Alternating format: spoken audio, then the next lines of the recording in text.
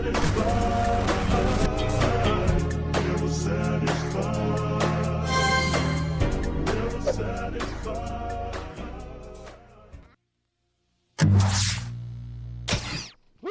Welcome to my Ghost of Tsushima review. This game blows it, like, blows my mind. It's so beautiful. Everything about it was just really good. I do have a little bit of nitpicks in here, which we'll touch on in a little bit, but I'm gonna hit all the good points right now. So, story, good. Little short. I feel could have been, like, there should have been a little bit more to it. Just a little more. Because once you get through the end, or once you get to the end, I should say, it gets a little overwhelming. It just, you kind of want it to end, even though I enjoyed it all the way through. Sucker Punch really blew it out of the water with this. I gotta say it's one of their best games yet. Not the best. I did prefer Infamous over this just because it was... Like, when I play video games, I like historic games, and I like when they go back and, you know, get to learn about some of the theories and what they think happened back then. But I also like my video games to be fun and to have some kind of goofy elements and some, you know, just, it's a video game, so have some fun with it. That's what I think the biggest issue with the Ghost of Tsushima is. They forgot to have fun with it. They were so stuck on it being, like, accurate, I guess, and almost, you know, everything is according to what the legend says or whatever. But in doing that, that's where it knocks the game out for me. Like, there's no, I guess not magic, I would say, but there's no real demons, there's no dragons, there's no yokai, there's no kappa. They fake you out with some things, but then it doesn't actually happen.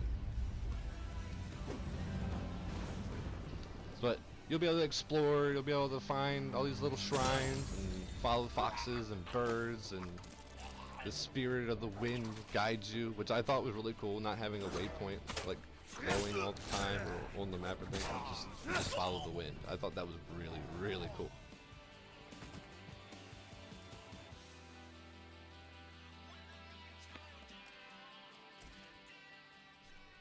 The game also kind of forces you to play, I wouldn't say a ninja, but in a ninja-like way. You can choose to be more like a samurai, but it will force you to make that decision. Like, you will have to, there are points in the game where even if you were like, I want to be honorable and I want to do standoffs and I want to fight everybody head on, the game forces you to make that choice. Like, you're going to have to, which, I mean, is cool, but I would have liked to be able to play in two different styles completely, and then the ending or different chapters played out differently depending on the honorable decisions I made or the dishonorable decisions I made. Around the map there'll be haikus where you can follow this golden bird, as you can see here, and you'll be able to come up with a little poem which will earn you a headband, which that's really kind of a cool moment. Like, after all the bloodshed and after all the, you know, hiding and all the forceful moments, you get to sit and relax and just kind of enjoy the environment.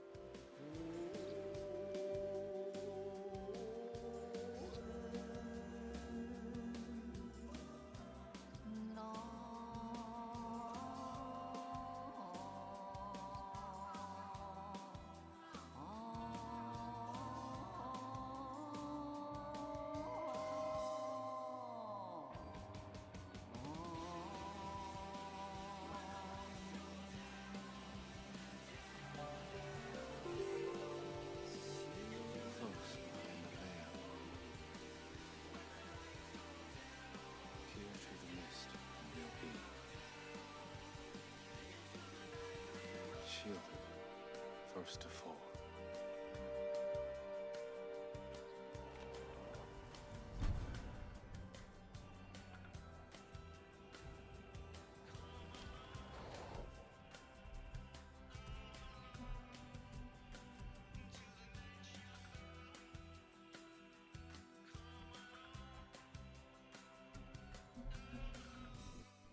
You'll also be able to find these bamboo strike tests. It kind of remind me of the Mortal Kombat, you know, test your mights.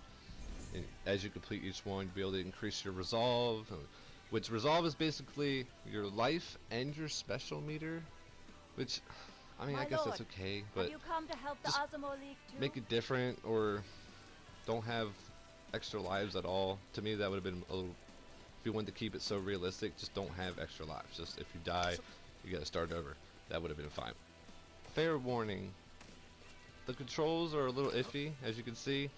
R2 does a lot of the mechanics, and when you're around things that you're like, oh, I want to pick up a flower, or like as you saw, you'll jump off the cliff, or whatever. But I wish there's plenty of buttons on the controller, didn't have to do that. That's a point off for me. Also, the climbing could be a little weird.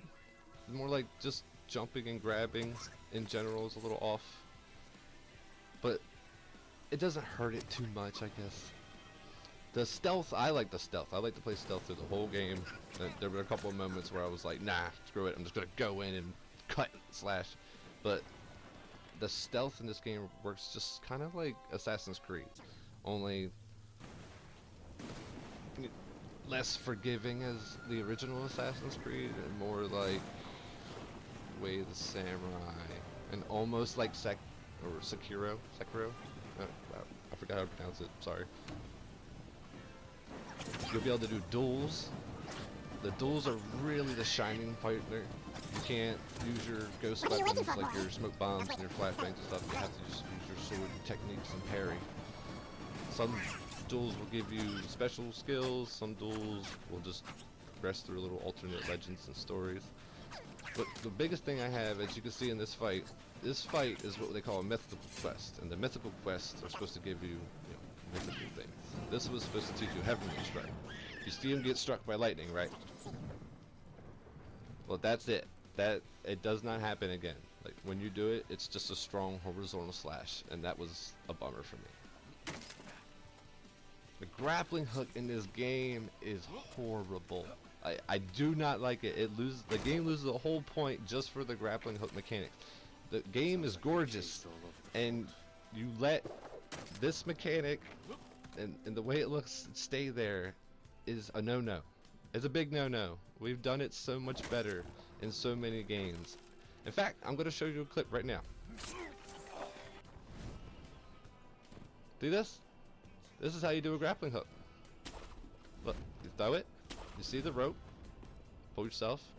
Now I know this one's a little like shinobi and pulls himself like crazy, but they could at least put the animation of him chucking the rope in a nice way. So yeah, I don't like that at all. The black and white mode. There's a black and white mode in this game. I can't pronounce his name, so I'm not even gonna try. But it's beautiful. The entire environment is different. Like, it gives off this old kung fu movie vibe, and it's just amazing. I'm gonna play this clip right here and let you watch. 若様亡くなられたかと急ぎ戻ったぞ久しいなユリお疲れのよう召しましたか飯は結構だ猛虎勢が村を通ったはずだが変わりはないか6月ために私の上払います父上の鎧を取りに戻ったホモだけがお使いにならなかったねあれからいろいろとあってな鎧は隠しております